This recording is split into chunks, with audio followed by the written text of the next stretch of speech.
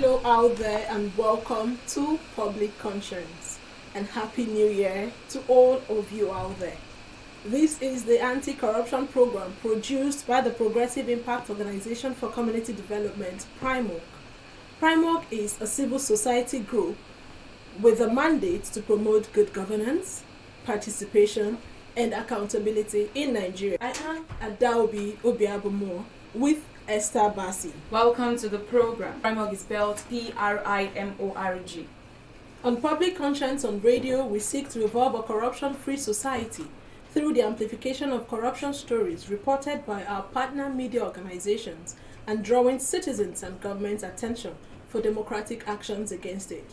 We also promote integrity by focusing on the rare cases of the display of honesty by public and private individuals in the course of their normal activities. This program is supported by the MacArthur Foundation. Today we will be looking at some parts of the 2019 Federal Audit Report released by the Auditor General of the Federation, which revealed that no fewer than 4 federal government ministries, departments and agencies failed to account for 377 billion naira and over $100,000. And in contravention of the federal government's financial regulations, members of the Federal House of Representatives failed to account how they spent about 2.5 billion naira released to them as running costs in 2019, according to the Auditor General's report. According to the 1999 Constitution of the Federal Republic of Nigeria, the Office of the Auditor General for the Federation is empowered to conduct periodic audits or check on all government statutory corporations, commission, authorities, agencies, including all persons and bodies established by an act of the National Assembly, and thereafter submit its reports to the Public Accounts Committee on the National Assembly. And over the years, Nigerians have had nightmares whenever the Auditor General releases the audit report. The report is usually riddled with administrative corruption, financial misappropriation, breach of public service rule, public trust, and so on. Today's program will afford us the opportunity to peep into the management of funds by government agencies in the 2019 Auditor General's report. You will hear how funds were spent by MDAs without evidence to show what the funds were used for and without retirement documents to prove the expenditures were genuine. And I must mention that PRIMOG invited the Office of the Chairman, House Committee on Public Accounts at the National Assembly to join us. We did not get their assurances, but we are hopeful they will join us as the program progresses. Efforts to invite the Auditor General of the Federation to today's program hit bureaucratic brick wall. Officials declined to accept copies of our invitation on the grounds that the authorized officer to receive it was not on seat. Today's discussion affects you and I, because monies mismanaged by public servants belongs to everybody. Do you know that the financial misappropriation by MDAs have become a recurring decimal in the Auditor General's report released annually? Have you ever imagined what the unaccounted billions of naira in the Auditor General's report can do in fixing the infrastructural deficit or fighting hunger in our dear country? Be ready to join us through phone and text messages in the course of the conversation. The WhatsApp phone line to send your message is 0902-265-6167. That is 0902-265-6167. Please indicate your name and location when sending your message. This is for messages only. Please begin to send your messages as soon as possible to 0902-265-6167. That is 0902-265-6167. The numbers to call will be given shortly. 2 separate breakdowns of the 2019 Auditor General's report by the International Center for Investigative Reporting, ICIRO, early this month have shown that heads of government MDAs cannot account for 377 billion naira and over $100,000. And likewise, the National Assembly members failed to account for their expenditure of about 2.5 billion naira released on running costs in 2019. The Auditor General of the Federation's report continues to unmask monumental corruption year in, year out. It is usually a story of unretired advances, irregular awards of contracts, dubious spending, unapproved allowances, payment for services not executed, payment without voucher, outright sharing of public funds by civil servants, and so on. And according to the Society for Forensic Accounting and Fraud Prevention, Nigeria is losing 2.5 trillion yearly to fraud and corruption in the public sector. And once more, Primorg extended invitation to Office of the Chairman, Committee on Public Accounts at the National Assembly to join us in the studio today, while efforts to submit invitation to the Office of the Auditor General of the Federation hits bureaucratic brick wall. Joining us to in-depthly look at the 2019 Auditor General's report is a senior investigative journalist at the International Center for Investigative Reporting, ICIR, Olubenga Adenikin, and Project Manager of Budget Foundation, Agunloye. Agunloye, you're welcome to the program, Benga and Tolulope. Thank you very much. We'll start today's discussion with the reporter from the ICIR, Olubenga. Could you give us an overview of the 2019 Auditor General's report, which the ICIR broke down into two separate reports? All right, thank you very much. As you know, the responsibility of the Office of the Auditor General is primarily to play the role that, like a normal auditor,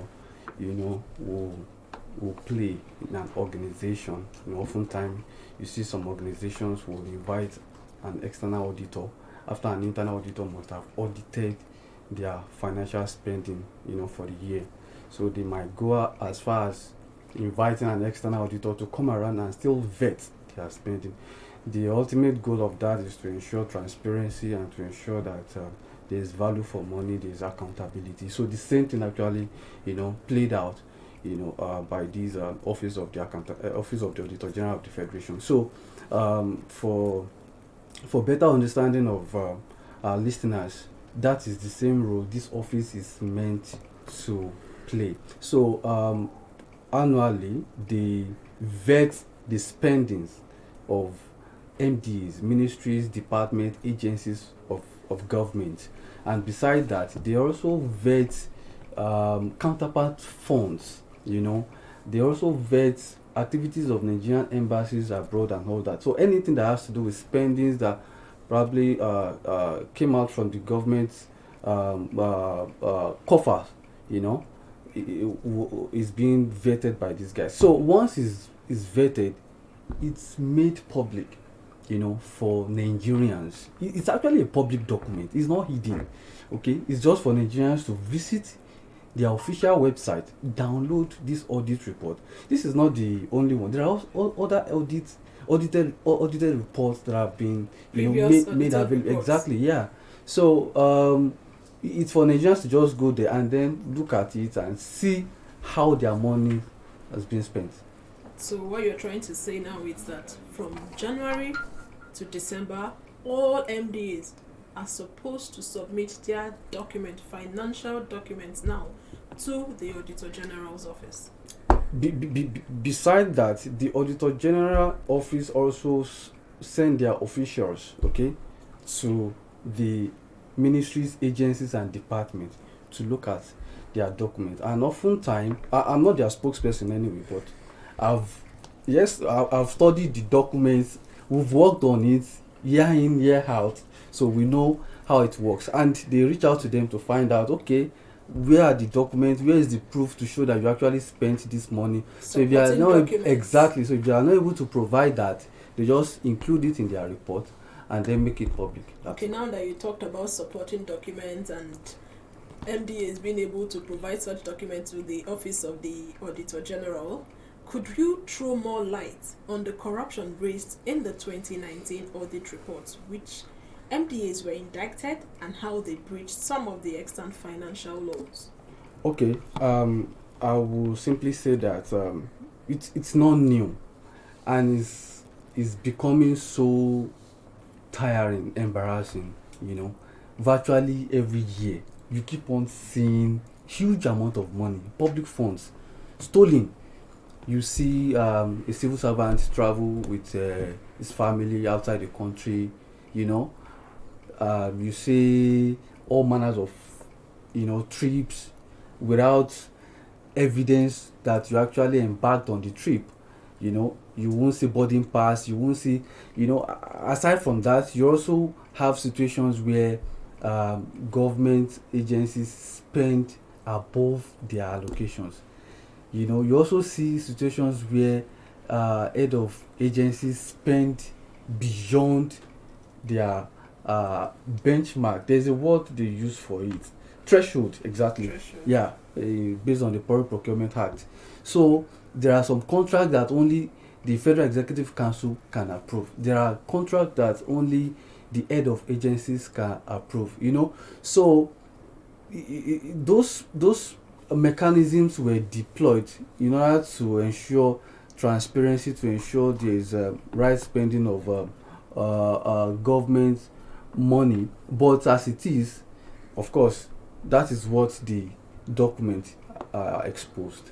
Okay, thank you for that. Let's shift our attention to Tolulokwe Agoloye, who is from Budget. Budget has been doing wonderful work when it comes to the budget, just like the name implies, budget and figures. And how would you react to the 2019 Auditor General's report before us?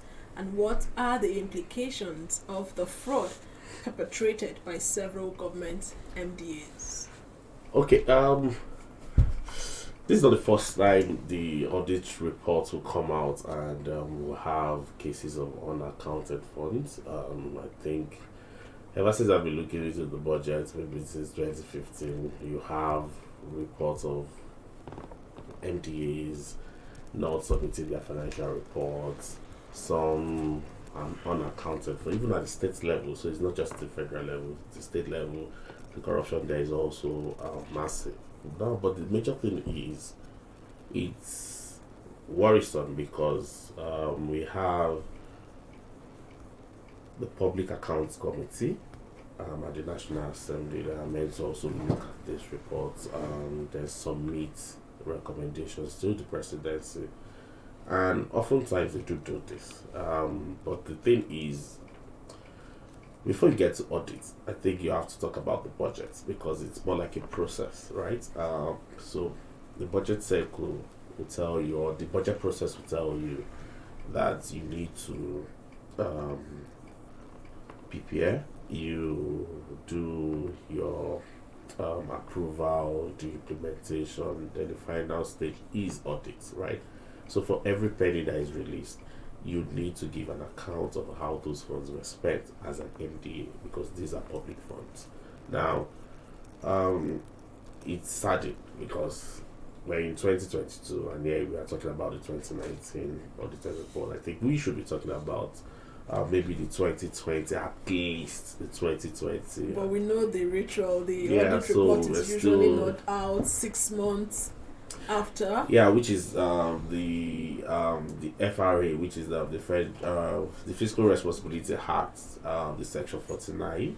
One says that after 6 months of the financial year, the audit report or the financial statement should be submitted. At least all MDAs should submit all their financial statements. But have we had a situation where MDAs submitted so that's financial statements? So the number keeps increasing every year. The number of MDAs that have failed to submit their financial statements, and it's business as usual. So the recommendation submitted by the Public Accounts Committee to the presidency, I don't know if there is any consequence for failing to submit your report. So it's like, as an auditor, I walk into your MDA, then I write all the fantastic things about your MDAs, whether good or bad. Then I put them in a report, then submit to the National Assembly, right? The Public Accounts Committee will sit on it. Now, sitting on it is like business as usual. At the end of the day, nothing is done to the MDA. Nobody is indicted. Nobody is punished. So, I go again the next day as an auditor. What the MDAs will tell me is, what happened to the report you published last year? Nothing happened. So they will continue in that process until people are punished. until there are consequences for sin. Or so the Bible says the wages of sin is death, right? So But in this they case, don't need to it's die, not right? death. But then they should also be punished, whether retrieving the funds, then going to court, or see, the major thing is there should be punishment for every MDAs that fails to submit their audited report or their financial statement.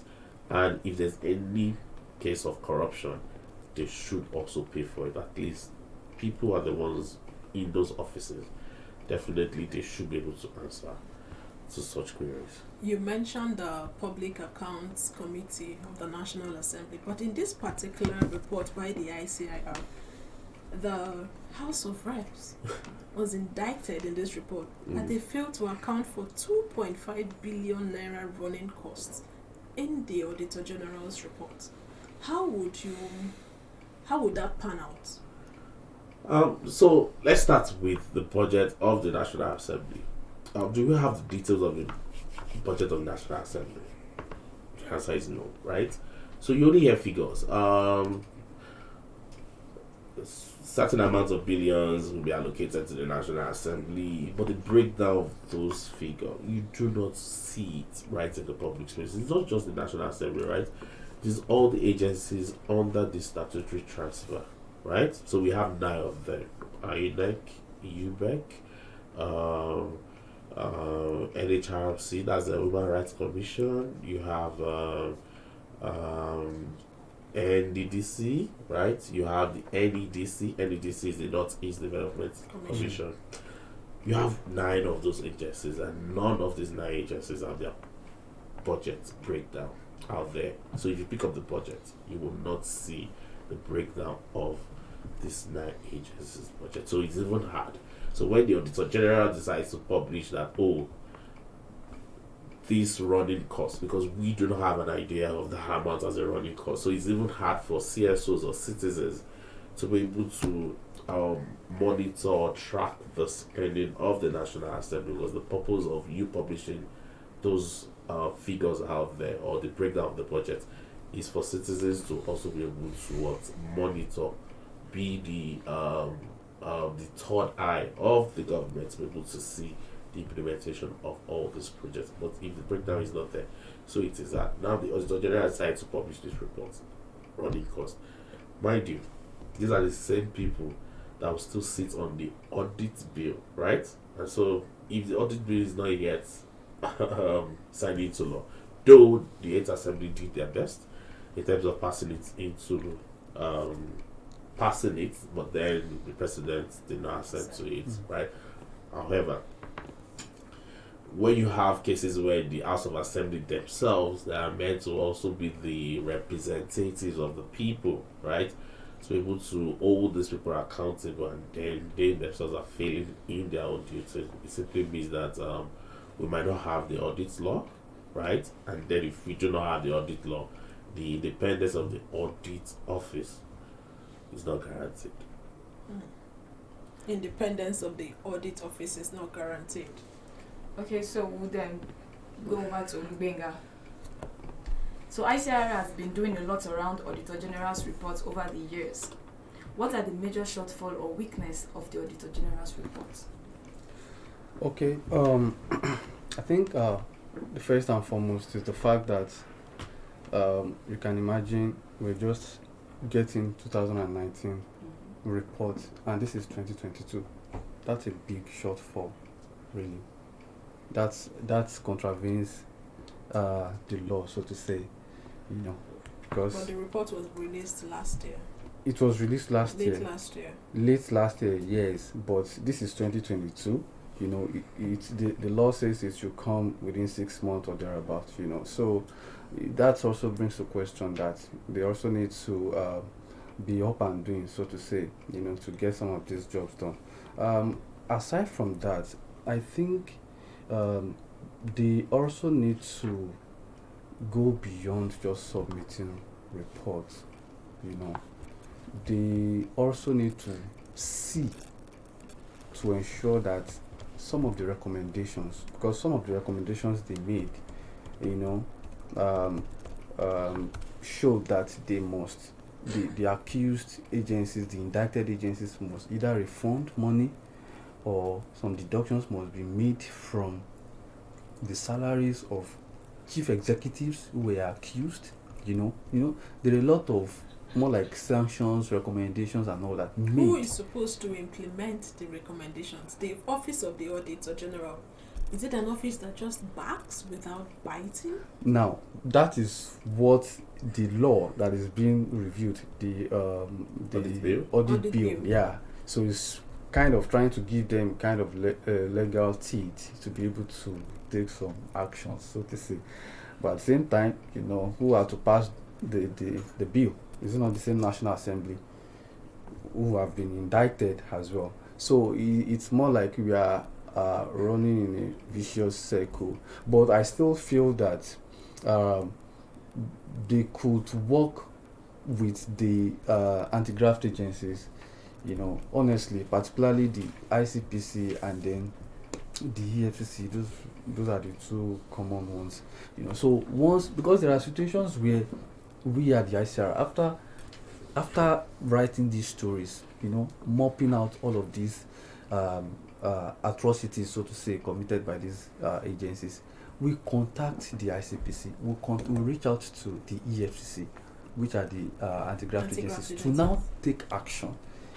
But you realize that you just don't respond, you just don't do anything. Could it be that so the anti-graft agencies are overwhelmed?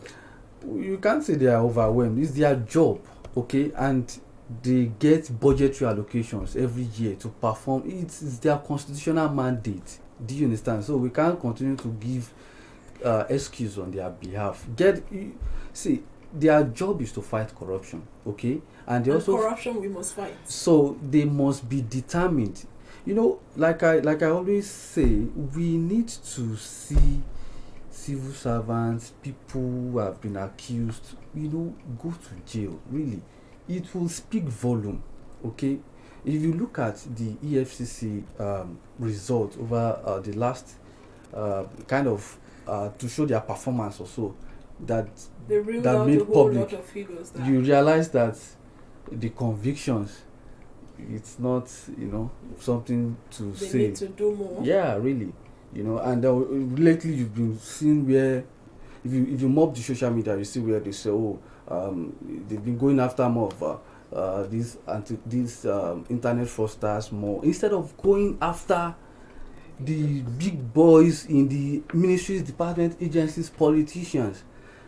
So it is what it is. As journalists, we will continue to do our job and ask the relevant questions. Hold the government accountable Exactly. to the people. Okay, if you're just joining us, you're on to Public Conscience on Radio, and we are taking a look at the 2019 Auditor General's report. As reported by the International Center for Investigative Reporting, I have a reporter from the ICIR, Olubenga Adanike, in the studio, and Tolulope Agunloye from Budget Foundation. It's time for us to open the phone line so that you listening to us can join the conversation. Please follow us on our social media platforms at Official Primorg. Primorg is spelled PRIMORG. And remember that we are streaming live on Facebook at Official Primorg. And remember that this program is interactive. The WhatsApp phone line to send your message to is 09022 656167. That is 0902 265 6167. This number is for messages only. How would you react to the conversation? And do you know that the financial misappropriation by MDAs have become a recurring decimal in the Auditor General's annual report? And how best can we curb corruption by government MDAs going forward? Let's speak with Tolulope. The Auditor General's report recently demanded quick passage of the Federal Audit Service Bill into law in order to strengthen the office of the Auditor General. Do you see the current administration making swift efforts to pass the Federal Audit Bill? So saying the current administration, I think I would say maybe I'm looking at the ninth assembly this time. So not the maybe the president himself. I feel, for me, I feel since the eighth assembly tried all they could do before leaving the office, passing the bill and submitted it to the presidency for assets, but failed. Right, we did get that. Yes.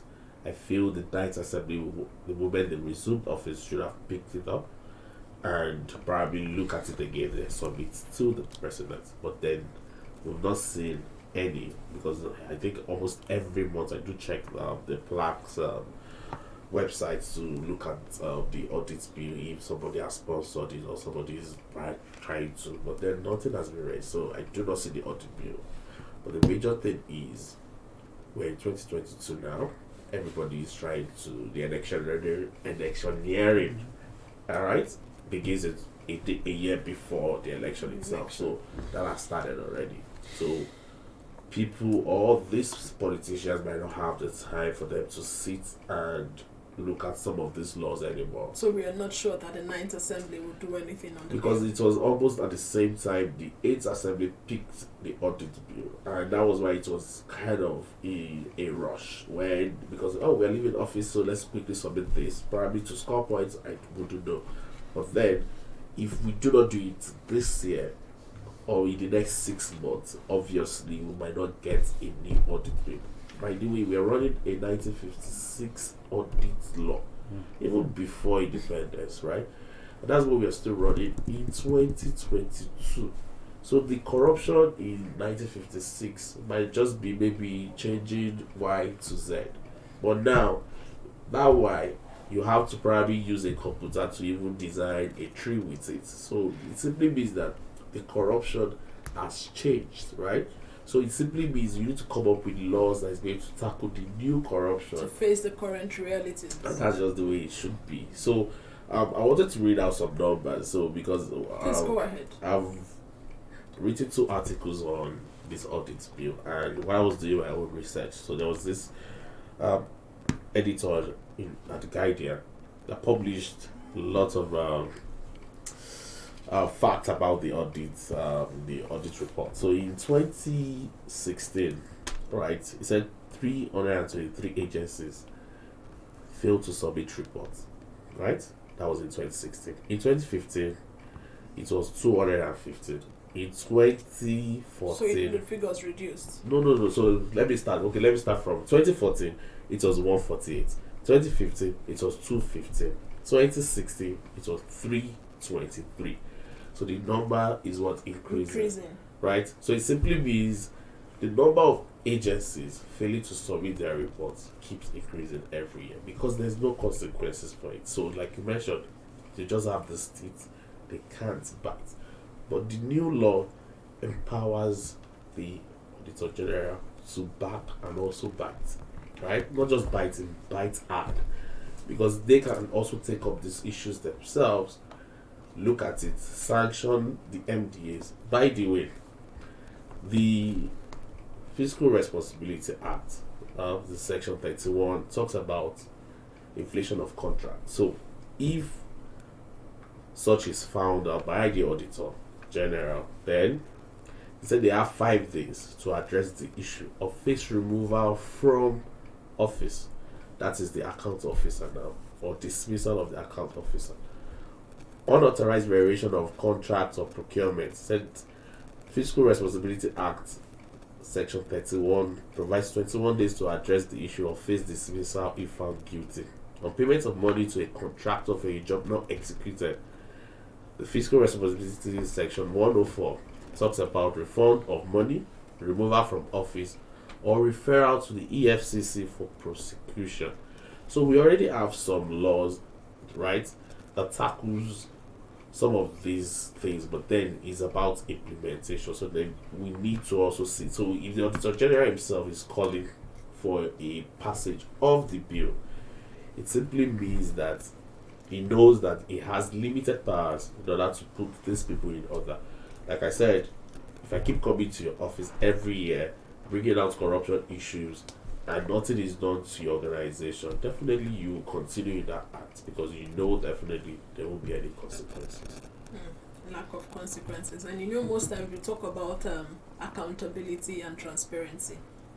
If we are transparent and we are not accountable, then what does that do to transparency? Just like they will say, being transparent does not mean you're accountable. Your budgets might be out there, but your spending is not out there, right? So, what do I mean? Your budget is there. Mind you, corruption will start from the budget. Just like the way you have duplicated projects right now, right? So it is whatever you have in the budget that goes into procurement, right? So, which is now the major issue. So all the details of your procurement is not out there in the public space. So let's take a small example. If a contractor is meant to build a primary school, now in the bill of quantity, it might be stated there that he needs to use a 9-inch block.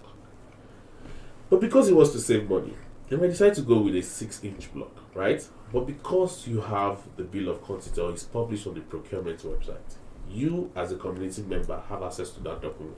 You can even call the contractor to order to say, no, based on this is the specification we saw. You're not meant to use a 9 mm rod. You're meant to use a 12 mm, right? So these are the things we need. All the procurement details needs to be out there. The name of the contractor, how much has been paid.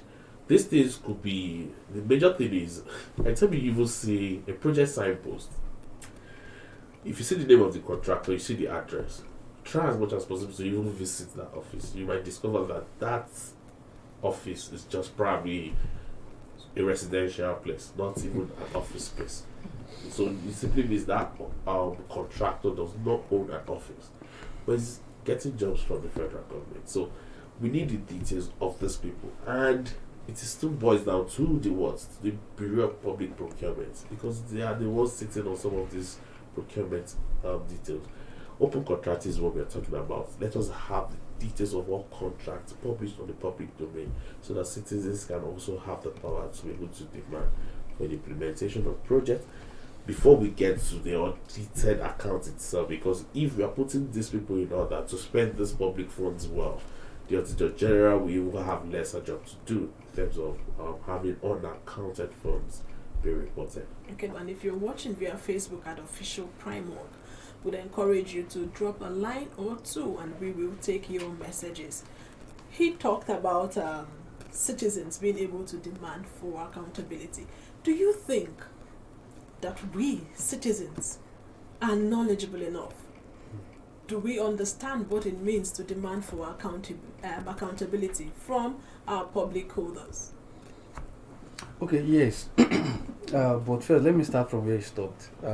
Interestingly, the ICR, had a lot of some of these experiences really, where you see you go to the field to inspect a project, okay, and then you get to the field, you see, oh yeah, the project has been erected, whether your school rebuilt or rehabilitated, whichever one, but to demand to get the bit of quantity, okay, to find out, okay, this school that you just built, are you supposed to construct, provide aluminum windows, or are you supposed to also build toilet facilities? Are you supposed to get seats for the pupils? But what you just say is nicely painted and all that, but it is the bit of quantity that will show, okay.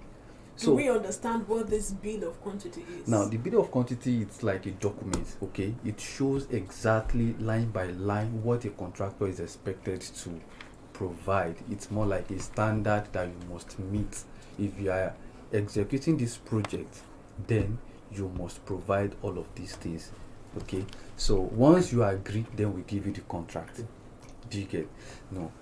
But in most cases, you don't get to see this document, even if you do freedom of information request to get it, it will be a dilly-dally thing. You don't get feedback. So at that point, it becomes a problem.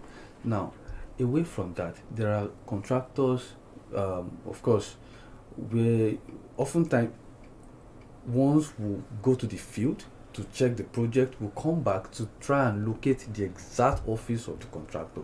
And in most cases, you realize that, like he said, they are just residential buildings, residential areas. And then you ask 3, 4, 5 security officials guarding the apartment. They will tell you, I've never heard of this name. We've never seen, okay, what is the name of the company or the person staying here? They will tell you. So the point is, the responsibility still lies largely on the media, okay, to continue to inform the public, okay, to continue to point the public to possible areas they could look at. It is when the public is well informed, okay, that is when they can ask critical questions.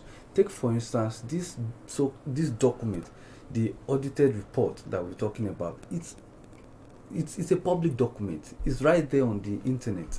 Once you just visit the office of the Auditor General, you see the document there. You download it, look at it. Then you can walk up to your lawmaker or your constituency and ask questions. But if you are not informed, it's also become a problem.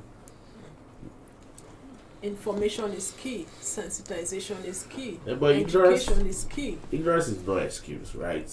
As a citizen, for those that are learned, come on, you also need to be deliberate. You have to be intentional in terms of ensuring that public funds are well spent. If my great grandmother in the village does not understand ABC, at least he has nephews or he has sons or grandsons. There must be somebody that is learned, right? that So that can pick up a document and see that, oh, this document, or you have CSOs that are even doing lots of job. You're breaking down some of these things. ICR is here to break down, to look into some of this issue. You have data fight, you have budget, you have a whole lot of them. Primark, we are here talking about the audit bill. So the major thing is you have people talking about it, but then this document is out there in the public domain. Pick it up, look at it, and call your constituents or go to your house of rep. At least they are meant to have offices in their constituency. Take up this case, right? And you never can tell. The man might take up the issue at the National Assembly to say, oh, let us bring this audit bill now so that we can pass it into law, because we know definitely we need to empower the Auditor General in order for him to do his job well. The audit bill right now, I do not see it at the National Assembly. Nobody is talking about it, except if they pick it up when they resume. Maybe it's not a they resumed yesterday. They resumed yesterday. So maybe if they picked it up yesterday, but as of today, I do not see the audit bill being talked about. Electoral bills. The electoral bill is what they see because of the election. Okay, we sincerely appreciate Eric Selvin, who's watching us via Facebook. Thank you for hooking up to today's episode of Public Conscience. Now we have identified the issues. Some MDAs flouting, some of the extant laws, non-remittance, and year in, year out, we hear the President, the Minister of Finance say that we do not have funds. Meanwhile, there are loopholes somewhere. We keep borrowing. So what else? There's no value for money. Some people would say we do not have value for money when you when you pay a contractor to execute a particular project and the project is not executed. So now we want to look into recommendations because it's been established that there are issues with some of these MDAs. I would start with, you are out there in the field. What would you recommend? Well,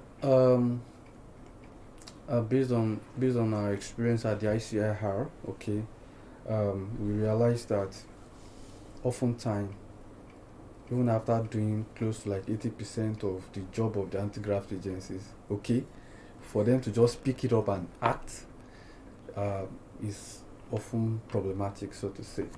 So they expect Nigerians, quote unquote, to write a petition and then submit before they act. Okay, really. And at some point, I was like, that shouldn't be the case. You should be the watchdog. Once you see anything that appears, not even a document that came from Another government, another MDA. government agency, so to say, you shouldn't wait. Okay, but since that is the reality on ground, okay, then Nigerians can go ahead and write petition and submit. Of course, they've been doing that.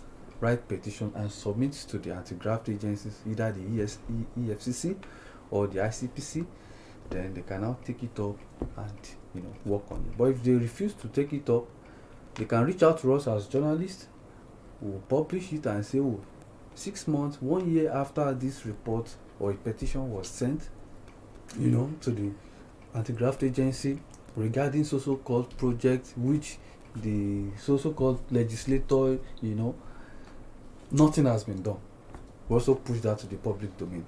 So I think that should be the next line of action, so to say. And then the anti-graft agency shouldn't continue to wait for Nigerians, to write them what's it called, petition, before. And if you look at the function, okay, I think there was a report we did, was it a couple of months back.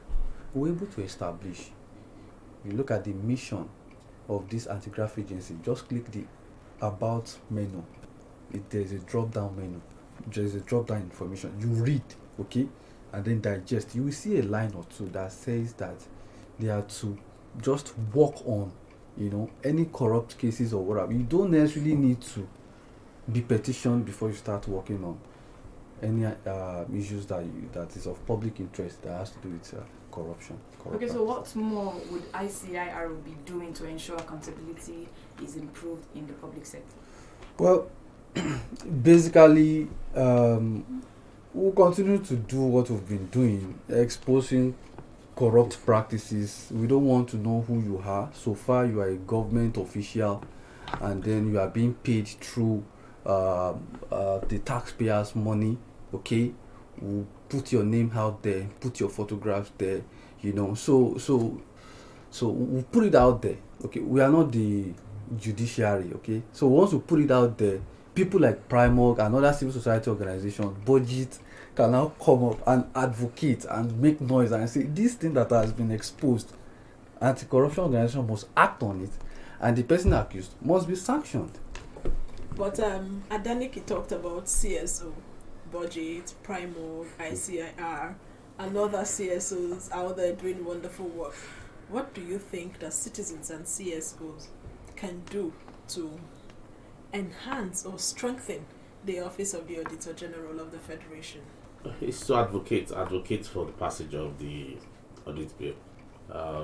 So the Auditor General's office is doing a whole lot of work that even the anti-corruption agencies not doing, because once they put out unaccounted funds, they raise lots of queries, right, in their reports. So it's like they've done almost 90% of the job for the anti-corruption agencies. Now, let's have a bill or an act, a law that also empowers them. So you mentioned earlier, maybe the ICPC or the EFCC are overwhelmed, right?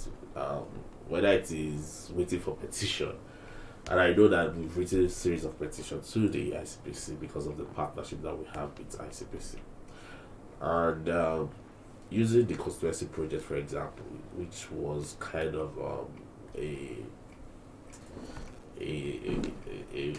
like the place where some of these public funds are being, it's more like where you can easily go to, that's the one, the conduit pipe for these corrupt practices. And ICPC came in and they were able to ensure that at least that corruption has reduced to an extent in terms of picking up reports from Tracker, which is a component of budget, that's of ICIR. We have lots of organizations in that committee. Now, we've seen cases whereby contractors are going back to sites, knowing fully well that ICPC is interested in constituency projects. I feel that the way we did the electoral bill town hall meeting was on Sunday, right? We should also have something around the audit bill too. where we need to talk about the passage of the audit bill and see that, because it is so important, because you have cases of politicians being named in different leaks, Pandora, Panama, All the P papers. yeah. So, and it's from some of these funds that the Auditor General has termed unaccounted for, because that is where you see all this money. Mind you, in 2020, right, the Auditor General's office mentioned that 65 agencies have never, since 2017, never submitted any financial statements. That's So, quite unfortunate. Yeah, so we have the GOEs not being even audited and the like. So it simply means that there's corruption going on in different places, yet we're still borrowing to fund our budget. Which is my fear. We're borrowing To and fund somebody is budgets. even stealing that which is borrowed. if you borrow. Do you get? So it's really worrisome. We'll So keep there's no borrowing value for money at all. at the end of the day. Okay, thank you so much. We really must go, Esther. Please visit the news page of our website, primognews.org. That is primognews.org for all the details of our reports and interview. Visit our website, www.primog.org, to get all the information about Primog. And you can watch our videos on Primog TV, our YouTube channel. Please subscribe to get reminders when we have a new post. We sincerely appreciate our guests, Senior Investigative Journalist at the International Center for Investigative Reporting, ICIR, Olubenga Adaniki. Thank you so much. And also the Project Manager at Budget Foundation, Tolulokwe Agunloye, for joining us on today's episode. Public Conscience is supported by the John D. and Catherine T. MacArthur Foundation, committed to building a more just, vibrant, and peaceful world. Get more information about the foundation on its website, macfound.org. Join us again here next week for another episode of Public Conscience. And remember to follow us on Facebook, Twitter, and on Instagram at Official Primog. I am Esther Fassi. Remember that birth registration and birth certificate are both free if your child is under the age of 18. Help stop the corruption in the birth registration process and do not pay for birth certificates.